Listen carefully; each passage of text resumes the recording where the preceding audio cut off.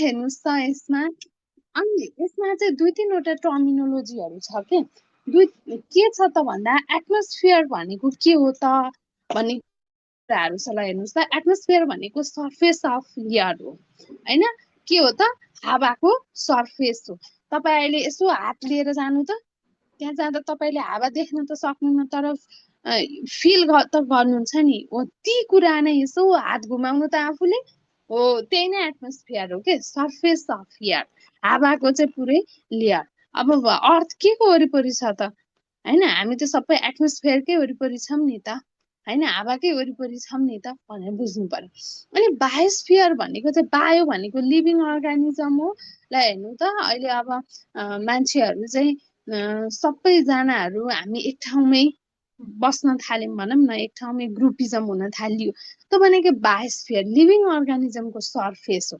Hydrosphere भनेको पानीको surface हो युटोस्फियर भनेको चाहिँ सर्फेस अफ सोइल माटोको सर्फेस हो पेडोस्फियर भनेको चाहिँ इन्टरफेस अफ एटमोस्फियर हो है यसरी चाहिँ बुझ्नु पर्यो तपाईँहरूले यो बुझि नै हाल्नुहुन्छ खासै केही छैन अब के मिलेर बन्छ त माटो ल भन्नुहोस् त माटो हुनको लागि के चाहियो एउटा वाटर चाहिँ पानी चाहियो अर्को के चाहियो हावा एउटा के चाहियो पानी अर्को हावा र पानी र हावा कति कति हुन्छ हजुर 25% 25 है यसमा चाहिँ 25 अनि त्यसपछि हावामा कति छ 25 छ अनि यसको मिनरल्सहरू सबसे धेरै मिनरल्स किन धेरै मिनरल्स हुन्छ ल कसैले लजिक लाउनु त किन यो हावा पनि थोरै पानी पनि थोरै तर मिनरल्स चाहिँ किन धेरै होला 45% किन होला ल कसैले भन्नुहोस् त साथीहरू ल एउटा एन्सर आउनु पर्यो किन होला के जस्तो लाग्छ तपाईहरुलाई कसैले यसको सोर्स कुन रहेछ त यो भनौँ न यो माटोको चाहिँ आउने आमा कुन रहेछ यो माटोको आमा त ढुङ्गा चट्टान हो हैन ती चट्टानहरू कसरी बन्छ त भन्दा मिनरल्सबाट बन्छ हो त्यही भएर मिनरल्स चाहिँ धेरै हो बुझ्नु भयो के रहेछ लजिक थाहा पाउनु भयो यसरी चाहिँ बुझ्नु पर्यो है ल अब यसमा चाहिँ अर्गानिक म्याटर 5% लाई पनि हामी काट्दियौं काटेर हेर्दाखेरि ह्युमस चाहिँ कति 10 कुहिएका कुराहरू चाहिँ 10% पाउँछ अनि त्यसपछि रुट जराहरू के 10% ह्युमस चाहिँ 80% पाउँछ अनि रुट्स चाहिँ 10% पाउँछ र त्यसमा फंगस भने ब्याक्टेरिया भने विभिन्न किराहरू हैन विभिन्न थरी त्यस्ता कुराहरू चाहिँ कति पर्सेन्ट पाउँछ त यसमा भर्टिब्रेट इन्भर्टिब्रेट्सहरू चाहिँ 10% पाउँछ यसरी बुझ्नु पर्यो कति कति हुन्छ अरे साथीहरू 80 20 10 जुन त्यो अर्ग्यानिक म्याटरको 5% लाई फेरि टुक्राएर हामी 100 मा लिएर जाँदा यति यति पाउँदो रहेछ भने तपाईहरुले बुझ्नु पर्यो ल माटोमा के चाहिँ धेरै हुँदो रहेछ त भन्दाखेरि मिनरल्स किनभने उसको सोर्स नै मिनरल्स हो के भनेको चट्टान हो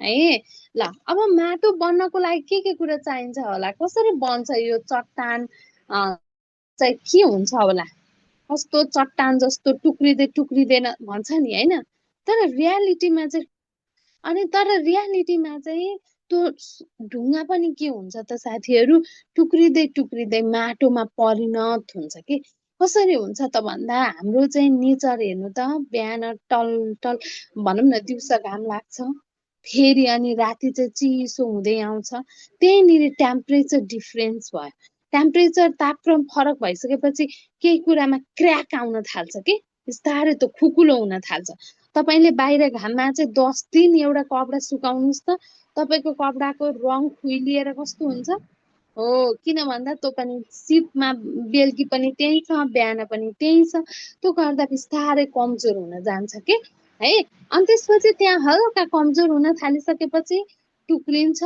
टुक्रिसकेपछि अनि फेरि हेर्नुस् त त्यो फिगरमा देखाए जस्तो अलिअलि त्यसमा मलहरू पनि आएर रहन थाल्छ अनि त्यसमा अलिअलि झारपातहरू पलाउन थाल्छ अनि बिस्तारै उनीहरूको जराले पनि त्यसलाई के गर्छ टुक्रिन्छ।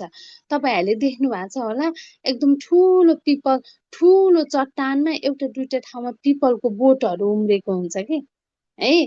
किन भन्दा त्यहाँ तपाईँले त्यसलाई यसो इमेजिन गर्नु त, त्यो रुखको जराले के गर्छ त, त्यो चट्टानलाई चाहिँ बिस्तारै क्र्याक गरिदिन्छ है। यसरी बुझ्नु पर्यो। अनि अब यसमा चाहिँ माटो बन्नको लागि के कुराहरू चाहिन्छ त भन्दाखेरि साथीहरू, एउटा यो फर्मुला सबैले कपीमा लेख्नुहोस् त। सोइल इज इक्वल टु यो फर्मुला। अब यो फर्मुला लेख्नुभयो, F is equal to ClORT। फेरि भन्नुहोस् त, ClORT। सबैजनाले कमेन्ट गर्नुहोस् त, ClORT गर्नुभयो।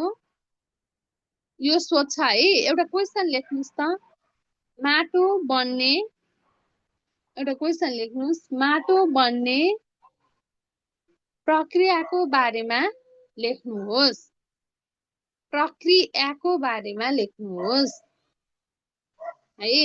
अब यसमा सी भनेको चाहिँ के हो त साथीहरू, क्लाइमेट हो के हैन। हाम्रो चाहिँ कस्तो छ क्लाइमेट, अहिले गर्मी गर्मी छ, अलि पछि अलि चिसो हुन्छ हैन, समर गइसकेपछि फेरि विन्टर लाग्छ अथवा के हुन्छ नि, उति भनेको क्लाइमेट हो। ओ भनेको के हो, अर्गानिजम हो। आर भनेको के हो, आर भनेको चाहिँ रिलिफ अथवा टोपोग्राफी हो। पी भनेको चाहिँ प्यारेन्ट मेटेरियल हो भने टी भनेको के हो त साथीहरू, टाइम हो। प्यारेन्ट मेटेरियल भनेको चाहिँ कहाँबाट ढुङ्गा त्यो बन्नको लागि कुन पदार्थ खियाइरहेको छ त हैन, कुन चट्टान चाहिँ खियाइरहेको छ भन्ने, त्यसलाई के भनिन्छ, मेटा, के भनिन्छ साथीहरू त्यसकोलाई चाहिँ, टोपोग्राफी है। ल अब तपाईहरूले यो फर्मुला पनि थाहा पाइसक्नु भयो। अब यसमा अब आज हामी चाहिँ के चाहिँ पढ्छौँ त, चट्टानको बारेमा पढ्छौँ। कसरी बन्छ होला चट्टान हैन, कस्तो अचम्मको प्रोसेस छ कि माटो चाहिँ चट्टानबाट बन्यो। अब ल भन्नुहोस् त, त्यो चट्टान कसरी बन्यो। आज किन हाम्रो सगरमाथा चाहिँ के अरे पुरै हिमाल नि त चट्टान हो नि, हिमालयबाट बन्यो भनेपछि त अझ तपाईँको चाहिँ भुटान त एकदम चट्टानको देश भनेर चिनिन्छ। अनि त्यसमा चाहिँ किन त्यहाँ मात्रै चट्टान भयो होला त्यस्तो, के यसो इमेजिन गरौँ त, के भयो होला साथीहरू। यस्तो हुन्छ के, तपाईँको चट्टान बन्न पनि यो पृथ्वीको भित्रको, तपाईँहरूले एकदम पृथ्वीको भित्र त फेरि अर्कै पनि संसार छ अरे, त्यहाँभित्र पनि घर छ अरे अनि अब बच्चा बेलामा कहानी सुन्नुभयो होला हैन।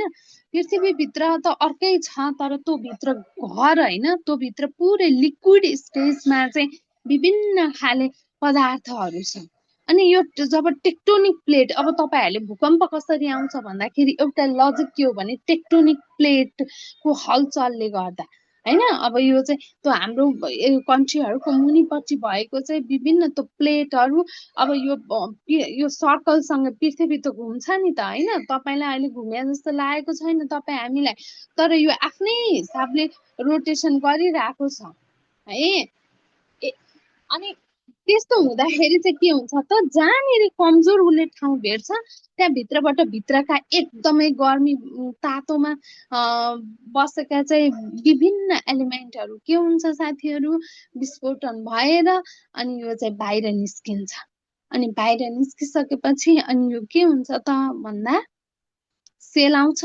अनि सेल आइसकेपछि अनि चट्टान बन्यो। त्यही चट्टान चाहिँ धेरै टाइम पछि गर्दै गर्दै हुन्छ नि, वेट गर्दै अनि के हुन्छ त साथीहरू, त्यो माटो बन्न पुग्छ।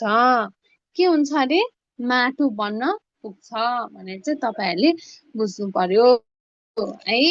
ल अब चट्टान केले बन्दो रहेछ, पृथ्वीको भित्री सतहमा रहेको म्याग्माहरूले भनेर बुझ्नु पर्यो है। ल अब यसमा मिनरल्स भनेको के हो त, रक्समा चाहिँ के हुन्छ त भन्दा minerals, elements, solidification of molten magma भनेर भनेको छ है।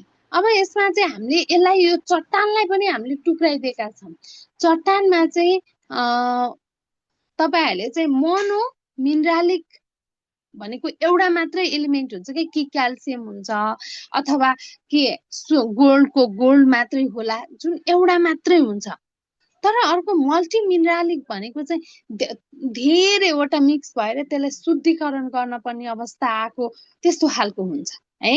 चट्टान चाहिँ खास मिनरल्सको आधारमा मोनो मिनरालिक भनेको चाहिँ एउटै मात्रै के होइन। चट्टान चाहिँ तपाईँको जहाँबाट बने पनि एउटै मात्रै खालको पिएच छ, एउटै खालको प्यारेन्ट मेटेरियल छ, त्यसरी बुझ्नु पर्यो।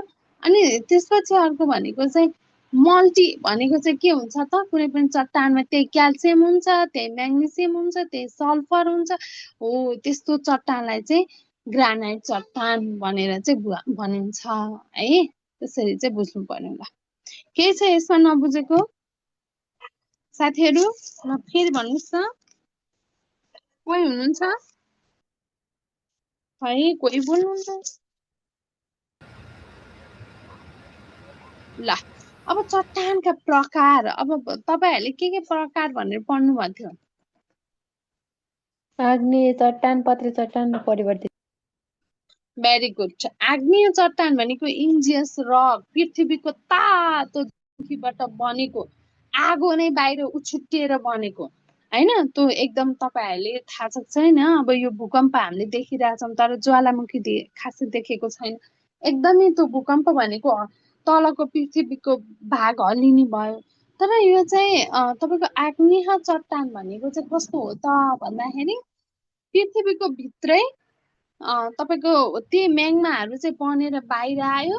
त्यही बाहिर आएकै त्यो शुद्ध फर्मलाई नै के भनिन्छ त? आग्नेय चट्टान भनिन्छ। अनि अर्को चाहिँ पत्रे चट्टान भनेको चाहिँ त्यही त्यो टुक्रिएर फेरि अर्को ठाउँमा डिपोजिट भएर के हुन्छ त? त्यसमा डिपोजिट भएर साथीहरू त्यसमा पत्रे चट्टान सेडिमेन्ट के पत्रा पत्रा पत्रा भएर बनेको हुन्छ। पहिले एक ठाउँमा अग्निय चट्टान थियो, त्यसलाई पुरै अब हावा पानीले त्यसलाई चाहिँ के गर्यो त? लिएर गएर अर्कोमा के गर्यो?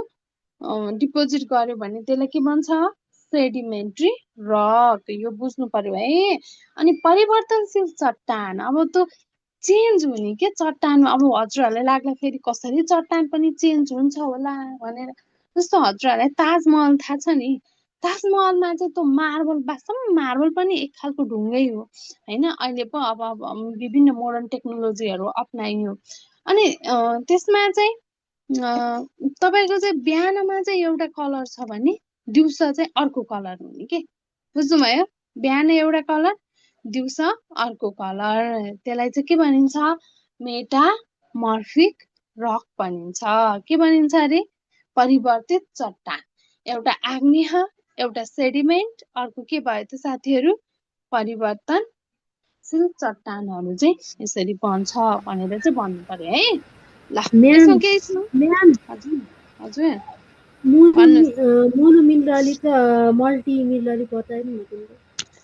मोनो भनेको बहिनी त्यो चट्टानलाई हामीले चाहिँ केमिकलमा ल्याबमा लगेर पेस्ट गर्यौँ है, के अरे टेस्ट गर्यौँ। त्यो टेस्ट गर्दाखेरि त्यसमा एउटा मात्रै, त्यो होल चट्टानभरि एउटा खालको मात्रै कम्पाउन्ड छ, क्याल्सियम मात्रै कम्पाउन्ड छ अथवा त्यसमा सोडियम मात्रै कम्पाउन्ड छ भने, अरूसँग मिक्स भएको छैन भने त्यसलाई के भनिन्छ?